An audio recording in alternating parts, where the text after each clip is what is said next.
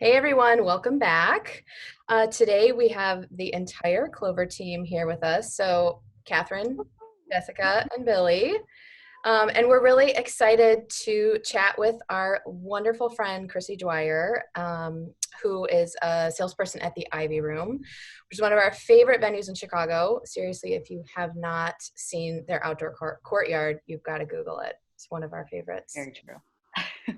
Yeah, so we wanted to bring Chrissy into the conversation just to learn from her a little bit from a venue perspective how they're handling the current coronavirus crisis and how we're working through postponements and cancellations of events and things like that. So Chrissy, thank you for being here.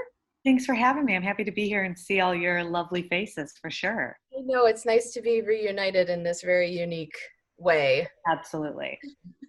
Excellent. So just kind of jumping right in, we'd love to learn how the Ivy Room specifically is handling postponement requests that are coming in from couples and event planners. Are you working through it month by month? So for example, if an October couple comes to you now in May and wants to talk about postponing or canceling, how are you working with them?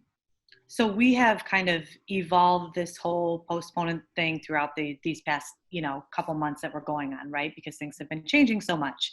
So kind of what we're trying to do now is give priority kind of in order. We want to obviously take care of our June, July, August, September couples while also still taking care of our October couple, but making sure that any of those people that do need to move dates into next year, if they're looking to do that, that we get them dates and then kind of follow suit as the consecutive months go.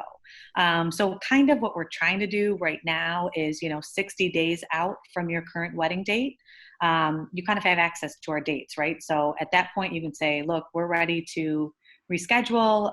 This is the date that we'd like, and we can kind of go ahead and make those adjustments and moves.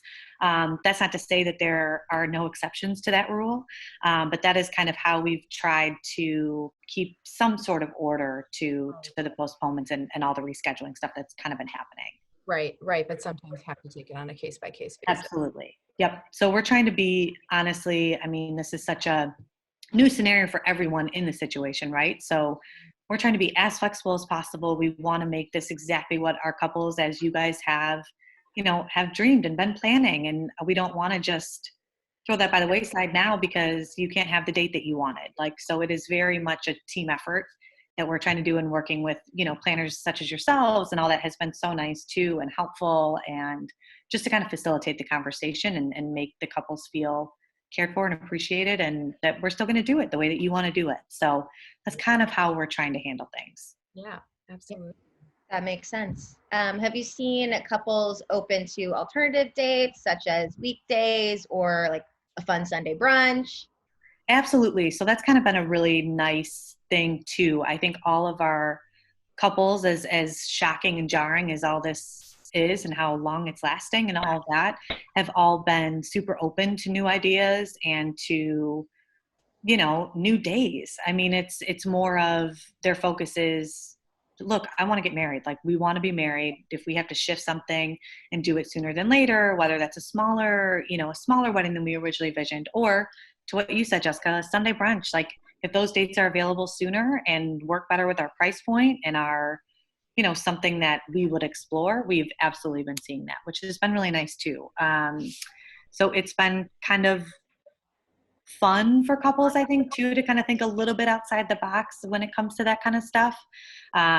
So yeah, absolutely. People are just kind of like, let me know what you have. Like, let's talk through options. Like, what are your ideas? So that's been kind of a nice partnership, thing that we can work on them with too.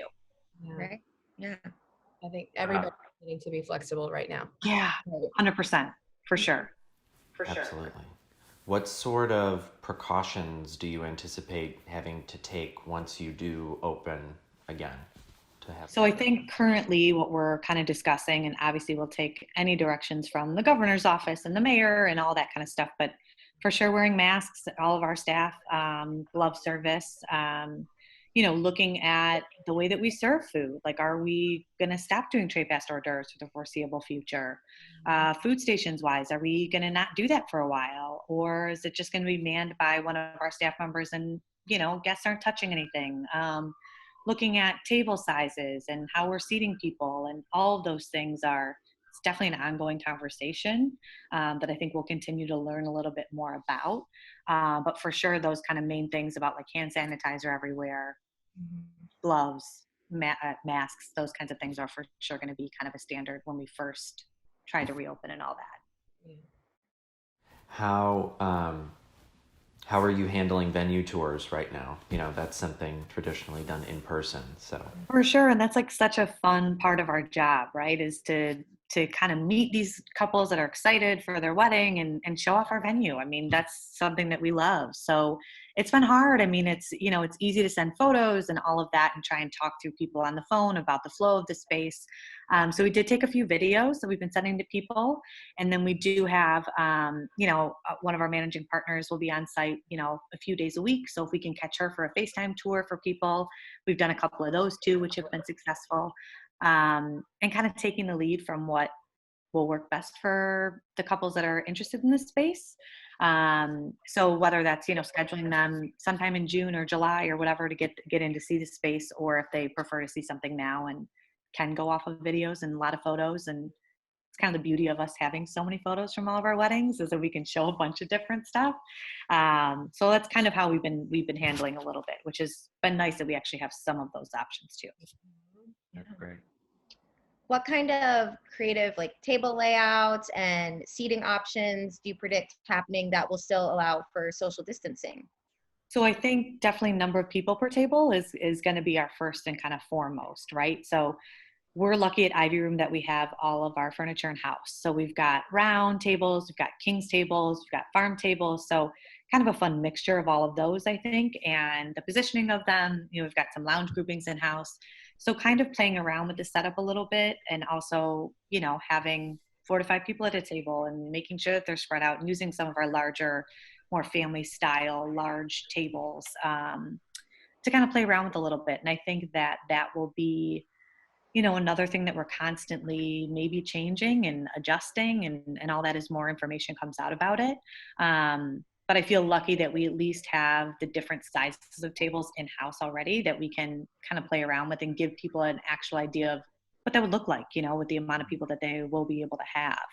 And that allows for some fun table decor, right? You've got a big table and not as many place settings to worry about at each table, so can kind of play around with that a little bit more too. So we'll see. It'll be interesting to see how that all plays out. But yeah, options are there. It's nice that you're already sort of accustomed to a mixture of tables at your events and on your floor plans. Absolutely. I think that's absolutely helpful, because otherwise, I mean, and we know it works well in the space too with those different types of tables. So that's going to be a strength for us for sure going forward. Yeah, definitely. Have you seen couples or event hosts interested in sticking with their original date, but hosting their event on a smaller scale? So really reducing that guest count, and sort of a spin-off of that too is the Ivy Room open to like the concept of micro weddings, for example? Absolutely. So we, as you mentioned before, our beautiful courtyard, right, is kind of our prime. People fall in love with this space for many reasons, but the courtyard is a huge one, right? And the ivy is in full bloom in the summer, and it's just, honestly, it's a stunner. So if people are set and want to do it this year and want to adjust for whatever guidelines there are, we're seeing a lot of people interested in just hosting their ceremony, in the courtyard for immediate family, for maybe their wedding party, whatever that might be, and hosting a cocktail party or a dinner in the courtyard. So that can kind of totally change your original vision, but now you get to do everything outside because the amount of people that you have will work out there. So we've definitely seen more of that. And, we want to make it as special as possible, just because you don't have as many people that you originally were going to have. Like, it's still going to be this beautiful, amazing, spectacular celebration. So yeah, we have had some couples interested in that, which has been fun too, to kind of help them reimagine, like, hey, we can still do this and you can still keep this date if this is really special to you and important to you. And, especially if their families are both here, I mean, it makes it a little bit, easier, I think. And that's not to say they can't throw a big party next year, down the line, just with friends and family, and just have a big blowout, but they can still have their ceremony and do all that as they originally planned. So 100% we are open to that and flexible. And if people want to do that, we want to do it. So we're looking for all those opportunities too. Love it. It's great to have such a versatile venue to begin with so many different space options. Absolutely. And I feel lucky that, in our ballroom space too, we have an air wall to make it feel a little bit smaller, but not too small. So if you do still have, if you're doing a 30-person, you want to have a really nice dinner and do it inside, we can still space you out, but you're not going to feel lost in a huge ballroom space. So that has been really nice too.